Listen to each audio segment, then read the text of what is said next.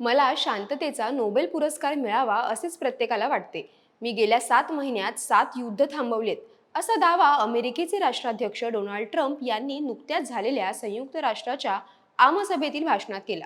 Donald Trump हे सातत्यानं स्वतःची प्रतिमा एक डील मेकर म्हणून मांडून ते अशा गुंतागुंतीच्या संघर्षांमध्ये भूमिका घेऊन स्वतःच्या नेतृत्वाला ऐतिहासिक महत्त्व देण्याचा प्रयत्न करतात.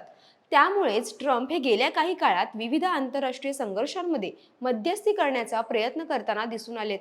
आपल्याला नोबेल पुरस्कार मिळावा यासाठी ट्रम्प यांची मोठी धडपड सुरू आहे. याच उद्देशातून त्यांनी आपणच भारत आणि पाकिस्तानमध्ये युद्धविराम घडवून आणल्याचा मोठा दावा केला होता.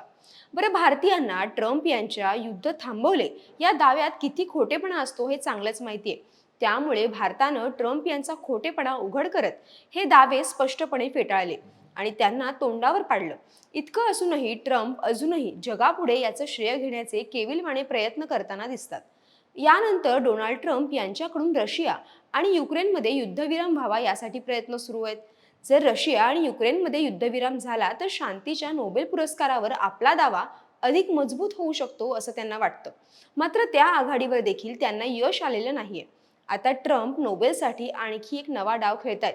त्यासाठी ते गाझा आणि इस्रायलमध्ये सुरू असलेलं युद्ध थांबवून नोबेल पुरस्कारासाठीचा आपला दावा अधिक मजबूत करायचा विचार करतायत.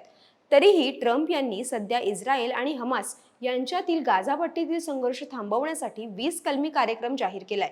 या सर्व हालचाली केवळ शांततेसाठी असाव्यात असे मानणे कठीण जाते, कारण ट्रम्प यांनी यापूर्वीही अब्राहम करारानंतर नोबेल शांतता पुरस्कार मिळावा अशी थेट अपेक्षा व्यक्त केली होती.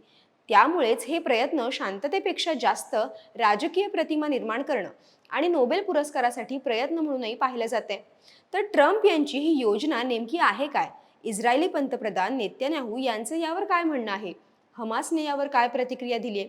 या सगळ्याविषयी सविस्तर जाणून घेऊयात या व्हिडिओच्या माध्यमातून.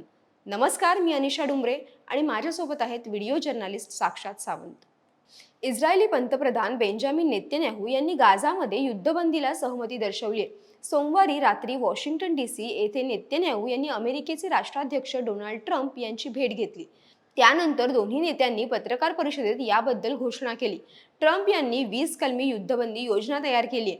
जर हमास या योजनेशी सहमत नसेल तर इस्रायलला ती रद्द करण्याचा अधिकार आहे आणि अमेरिका त्याला पाठिंबा देईल, असं ट्रम्प यावेळी म्हणाले.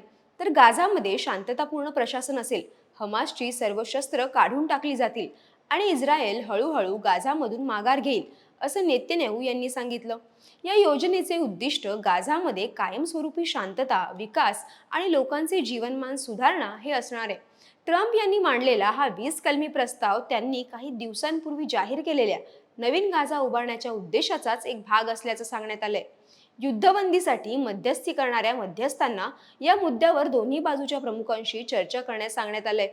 ट्रम्प यांची ही योजना नेमकी आहे काय ते जाणून घेऊयात. तर या प्रस्तावानुसार इथून पुढे गाझा हा पूर्णपणे कट्टरपंथी आणि दहशतवादी संघटनांपासून मुक्त असेल. शेजारील देशांना गाझापासून कोणताही धोका नसेल. या संघर्षात सर्वाधिक त्रास सहन करावा लागलेल्या गाझातील लोकांच्या हितासाठी गाझा नव्यानं उभारला जाईल. जर दोन्ही बाजूंनी या प्रस्तावाला मान्यता असेल तर हे युद्ध ताबडतोब थांबेल. इस्रायली सैन्य त्यांनी सहमती दर्शवलेल्या सीमेपर्यंत मागे येईल आणि ओलिसांच्या सुटकेची प्रक्रिया सुरू होईल. या संपूर्ण कालावधीत कोणत्याही प्रकारची लष्करी कारवाई बंद असेल. जोपर्यंत पूर्णपणे माघारी संदर्भात सहमती होत नाही तोपर्यंत आत्ता जी युद्धसीमा आहे ती जैसे थे राहील.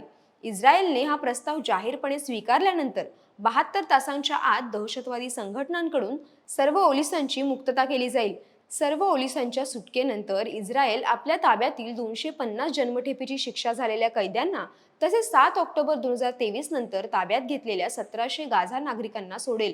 यामध्ये त्यावेळी ताब्यात घेतलेल्या सर्व महिला आणि मुलांचा समावेश असेल. इस्रायलच्या प्रत्येक एक ओलिसाच्या सुटकेमागे इस्रायल 15 गाझा नागरिकांची सुटका करेल. सर्व ओलीस इस्रायलला परतल्यानंतर शस्त्र टाकणाऱ्या हमासच्या सर्व सदस्यांना गुन्ह्यासाठी माफी दिली जाईल. ज्यांना गाझा सोडायचा आहे अशा हमास दहशतवाद्यांना सुरक्षितरित्या देशाबाहेर सोडले जाईल. हा प्रस्ताव स्वीकारल्यास गाझापट्टीत तातडीनं मदत पाठवली जाईल. 19 जानेवारी 2025च्या करारानुसार मानवतेच्या निकषांवर ठरलेल्या गोष्टींचा यात समावेश असेल. त्यात पाणी, वीज, सांडपाणी व्यवस्था, राहण्याची व्यवस्था, रुग्णालय, खाद्यपदार्थांची ठिकाणं, कचरा काढण्यासाठी आणि रस्ते मोकळे करण्यासाठी आवश्यक असणारी यंत्रणा आणि उपकरणं यांचा समावेश असेल. गाझा पट्ट्यात जाणारी मदत ही संयुक्त राष्ट्र व त्यांच्याशी संबंधित संस्थांच्या माध्यमातून पोहोचवली जाईल. दोन्ही बाजूंपैकी कुणीही त्यात हस्तक्षेप करणार नाही. राफा क्रॉसिंगच्या दोन्ही बाजू सुरू करण्याबाबतही हेच निकष लावले जातील. युद्धबंदीनंतर गाझाचा कारभार तात्पुरत्या अंतरिम प्रशासनामार्फत चालवला जाईल. या प्रशासनात पॅलेस्टाईनमधील अराजकीय समितीमार्फत काम केले जाईल. गाझामधील दैनंदिन बाबी सुरळीत करण्याची जबाबदारी या समितीवर असेल. या समितीमध्ये उच्च शिक्षित पॅलेस्टिनी नागरिक, आंतरराष्ट्रीय तज्ज्ञ व्यक्तींचा समावेश असेल.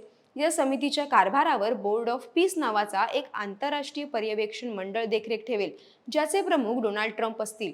इंग्लंडचे माजी पंतप्रधान टोनी ब्लेअर देखील या मंडळात असतील. मंडळाकडे गाझाच्या पुनरुत्थानाची जबाबदारी असेल. जोपर्यंत गाझामधील परिस्थिती पूर्वपदावर येत नाही व पॅलेस्टाईन प्रशासन स्वायत्त पद्धतीनं कारभार सांभाळू शकत नाही, तोपर्यंत हे मंडळ कार्यरत असेल. गाझामध्ये आर्थिक विकास साध्य करण्यासाठी ट्रम्प आर्थिक विकास नियोजन आराखडा तयार करण्यात येईल. या आराखड्यानुसार गाझामध्ये वेगवेगळे आर्थिक उपक्रम राबवले जातील. त्यातून मोठ्या प्रमाणावर रोजगार देखील निर्माण होईल. गाझामध्ये एक विशिष्ट आर्थिक क्षेत्र निर्माण केले जाईल. या भागात इच्छुक देशांना मान्य असेल अशा पद्धतीनं विविध शुल्क ठरवले जातील. कुणावरही गाझा सोडण्याची सक्ती केली जाणार नाही. कुणालाही गाझा सोडण्याचा किंवा नंतर परत येण्याचा अधिकार असेल. गाझामध्ये नागरिकांनी थांबावं यासाठी योग्य ते वातावरण निर्माण केले जाईल.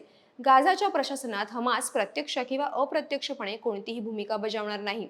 स्थानिक संघटनांकडून ही खात्री दिली जाईल की हमास किंवा त्यासारख्या संघटनांकडून गाझा किंवा शेजारील देशांच्या नागरिकांना कोणताही धोका नसेल.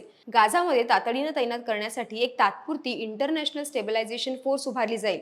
त्यासाठी अमेरिका, अरब व इतर आंतरराष्ट्रीय सहकाऱ्यांसोबत काम करेल. ISF गाझामधील पॅलेस्टिनी पोलिसांना प्रशिक्षण देईल.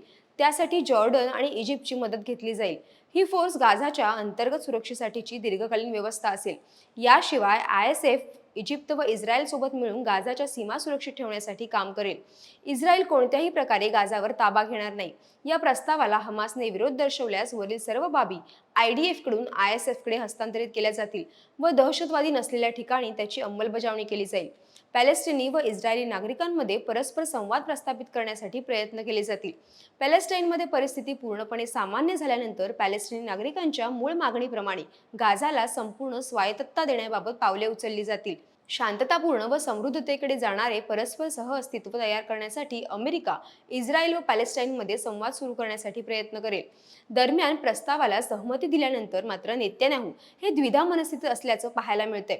त्यांनी सुरुवातीला ट्रम्प यांच्या प्रस्तावाला सहमती दर्शवली असली तरी काही तासातच ते मागे हटताना दिसतायत. आम्ही कोणत्याही परिस्थितीत पॅलेस्टाईनला मान्यता देणार नाही आणि गाझामध्ये सैन्य ठेवले जाईल, असं नेतन्याहू यांनी जाहीर केल्याचं समजते. त्यांचे हे विधान ट्रम्प यांच्या योजनेशी विसंगत असून या भूमिकेमुळे संपूर्ण योजना रुळावरून घसरू शकते. नेतन्याहू यांनी मंगळवारी आपल्या टेलिग्राम चॅनेलवर हिब्रू भाषेत दिलेल्या निवेदनात काही मुद्दे नाकारल्याचंही स्पष्ट झालंय. तर दुसरीकडे हमासनं यावर प्रतिक्रिया देताना म्हटलंय की सध्या गाझातील युद्धबंदीसाठी त्यांना कोणताही औपचारिक प्रस्ताव मिळालेला नाही. तसेच हमासने शस्त्र सोडण्यासही नकार दिलाय. त्यामुळे ट्रम्प यांनी कितीही योजना आखल्या तरी इस्रायली पंतप्रधान नेतन्याहू आणि हमासकडून हा प्रस्ताव मान्य झाल्यानंतरच द्विपक्षीय संघर्ष थांबण्याची शक्यता आहे. या सगळ्याबद्दल तुम्हाला काय वाटतं? तुमच्या प्रतिक्रिया कमेंट करून नक्की कळवा. व्हिडिओला लाईक करा, शेअर करा आणि MahaMTBच्या YouTube चॅनलला सबस्क्राईब करा. धन्यवाद.